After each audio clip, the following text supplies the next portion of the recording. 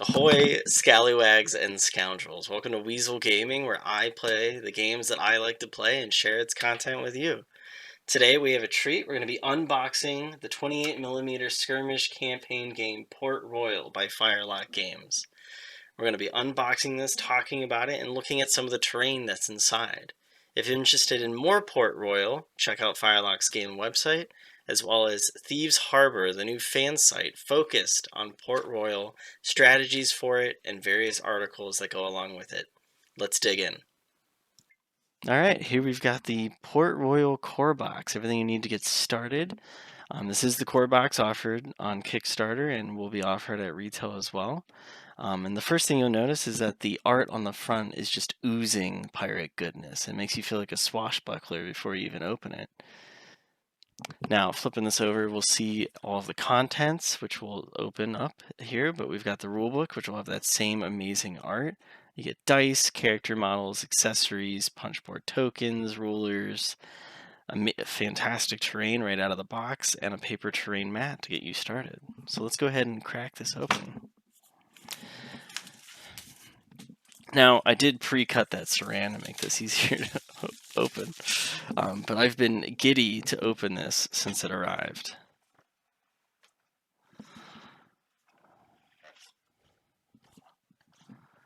All right, first off, I'm seeing a map of Port Royal right off the bat to get you excited about what we're going to be fighting over.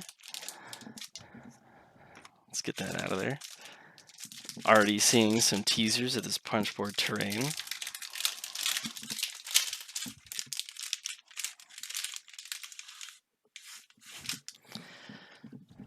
So right there you see sheet 6 side A. So there's a decent amount of this punchboard terrain coming right out of the box. It feels like pretty nice thick cardstock. It slides together to give you some 3D features out on the map.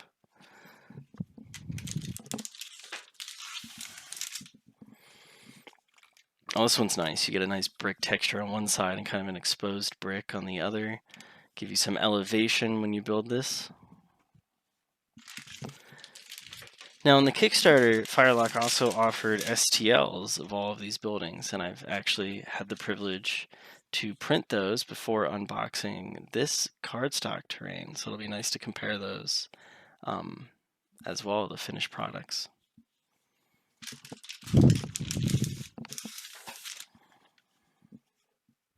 Here you've got some nice sand texture. This would be a corner building with runes sticking out. Some nice sand texture from the earthquake where the building's sinking in. Some nice ladders for your models to climb up as they escape death from their foes, or perhaps get a better vantage point. But you can see there's a ton of this punchboard terrain. I mean, more than enough, likely, to fill a 2x2. At the end of the video, I'm hoping to have all this built in a cutaway so you can see just how much terrain out of the box you get to start with.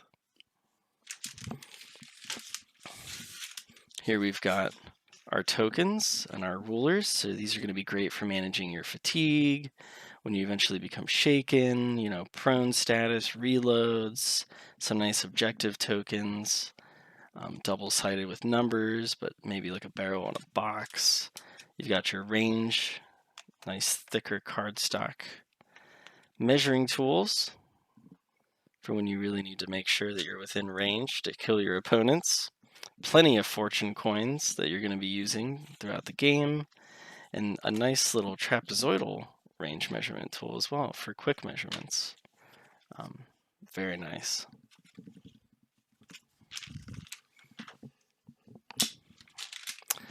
Here we've got some pull away instructions for that terrain. Seems pretty easy to build, 1 or 2 pieces, maybe fold along here, stick it to it.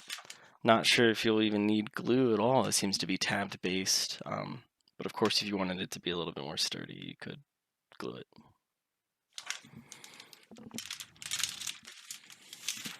And here's going to be our fold away paper mat. I realized that I opened this a little bit backwards. The map of Port Royal that we'll pull out here in a second.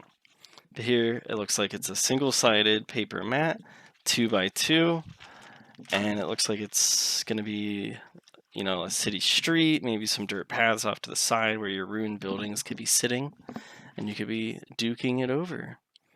This is a great mat. You know, normally you see a lot of pure green forest mats, so this gives you a nice brown contrast to that right out of the box.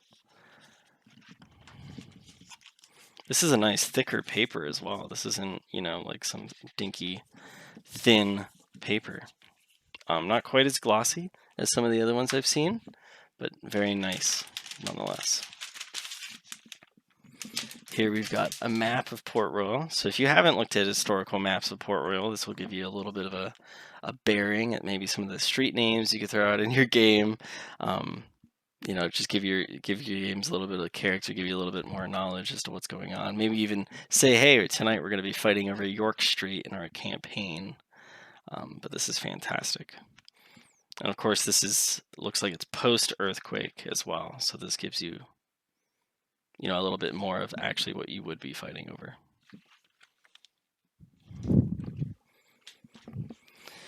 All right, moving on to the rest of the box. I imagine this is the same art that you saw on the front of the box. Absolutely gorgeous, nice soft cover rulebook. It's individually wrapped.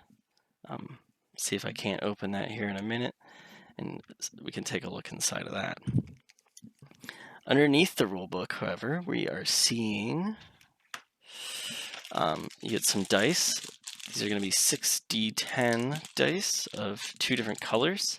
This is because each player is going to be rolling 3 dice, and one of which is going to be controlling your crits, or your primary dice. So nice that they included 2 colors there, right out of the box. Moving on to the miniatures. Here we've got a series of sprues. Now, this core box comes with 15 miniatures, where your average crew size, starting off at least in a campaign of 30 pieces of 8, is going to be anywhere from 4 to 6 members. So you've already got 15 models out of the box. That's more than enough to build, you know, potentially even 2 crews. Now, it looks like 2 of these sprues are the sailor sprues, which are actually from Blood and Plunder as well, but this is a fantastic sprue with, as you can see, many different parts. You've got different gun options up here, different weapon options, swords, axes, pistols, muskets, a spear if you want to go a little bit more hand to hand, or I guess medium range. You get some grenades, different hat options, and this sprue is really fantastic. You're going to get 2 of this sprue. Each one's got 6 guys on it, so a total of 12 sailor-type models that you can build here. Lots of different head options as well. Here, I've got a few examples of some of the sailors that you can build from this kind of sprue, and I hope that you can appreciate there's a wide range of variety that you can build right off of this. So even if you and a buddy both got a core set, you could build quite the variety of sailor models, and potentially not even the same guy twice if you get really creative. It's a fun sprue. It takes a little bit to put together, lots of little bits, but the amount of character that you could pull out of these, even with kit bashing, maybe from some other sprues that you have, is fantastic. Especially if you're going to be building your more European crews, this is a great starting point, and lets you build pretty much any of the European factions right out of the box.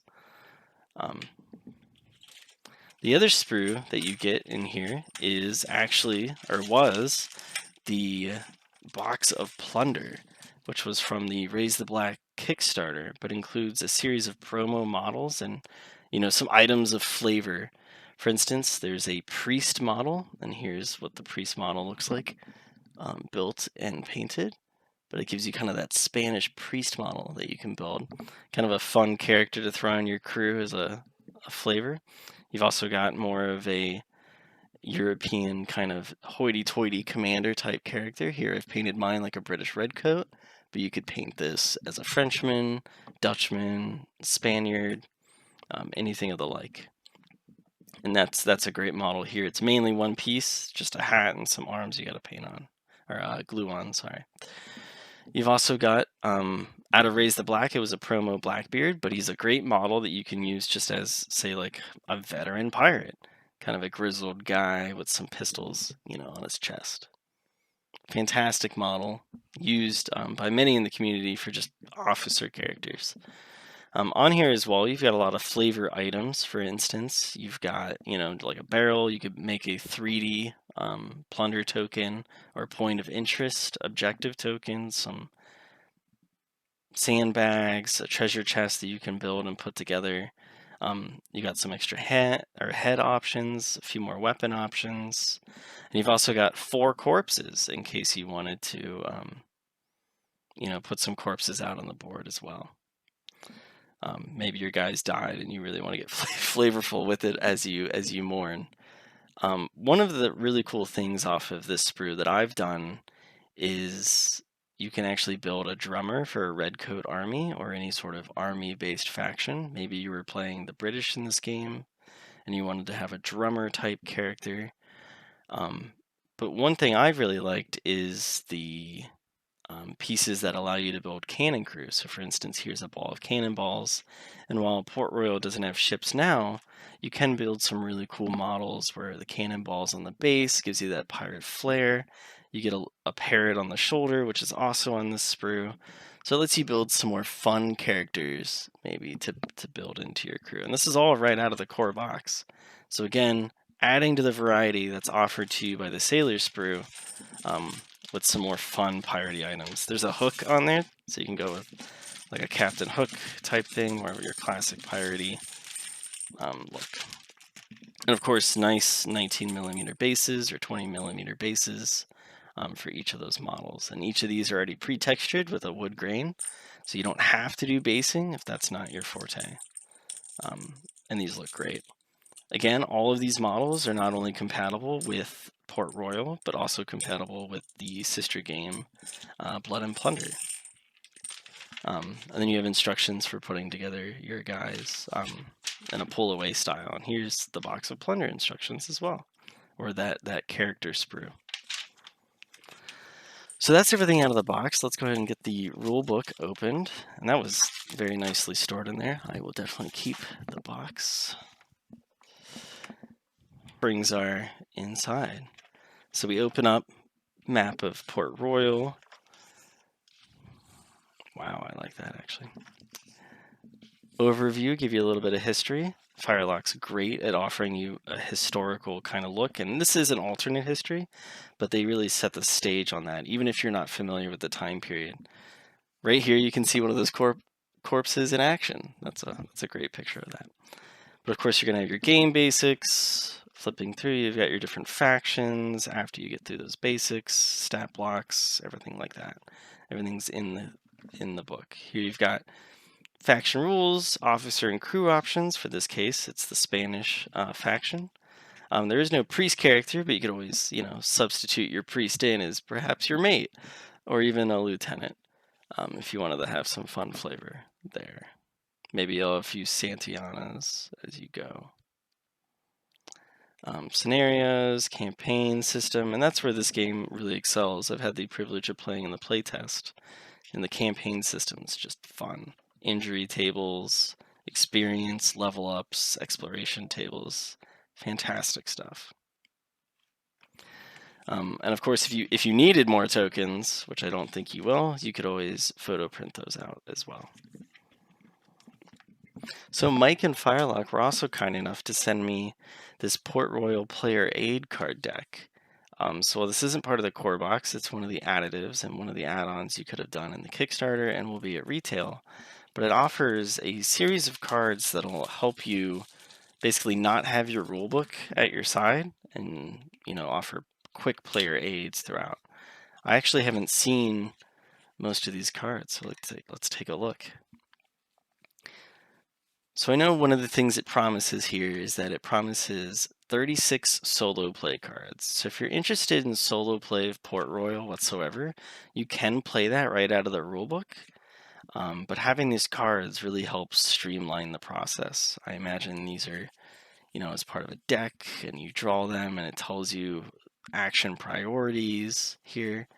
Are they going to push? Are they going to hold to give you pressure? Things like that. But really streamline that solo playlist or play style. That way you're not, rolling in tables constantly or anything like that. Which is a huge plus for me for solo gaming. If it's inconvenient, it's probably not happening.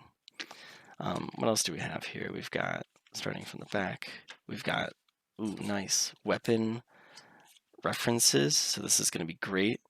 So in Port Royal, every weapon has probably as many traits as a soldier does in Blood and Plunder. So knowing your weapon's traits, because each character could have, several weapons. You could have a sword, an axe, blunderbuss. You're going to want to keep track of that. And this is a nice, easy way to do that.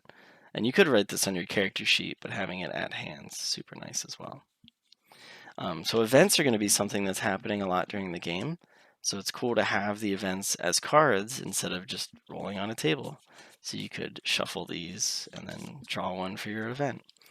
One event that I've had a lot of fun in playtesting with is the wild beast, where a wild boar or jaguar jumps out of the underbrush or the ruins and just attacks one of your guys and then actually stays on the field and becomes kind of a nuisance. But kind of fun reference cards here that offer fantastic art as well. So here we have scenarios. Let's see what those look like. Oh, very nice. So when setting up your game, you could draw one of these to give you a little bit more flavor. And of course, these are all in the rulebook as well, but it takes you away from the rulebook and into the action and helps set up much quicker there. And here we have, looks like deployment cards as well. So very similar setup. Tells you where to deploy, tells you what the scenario is. And these are just fantastic to have in streamlining the process.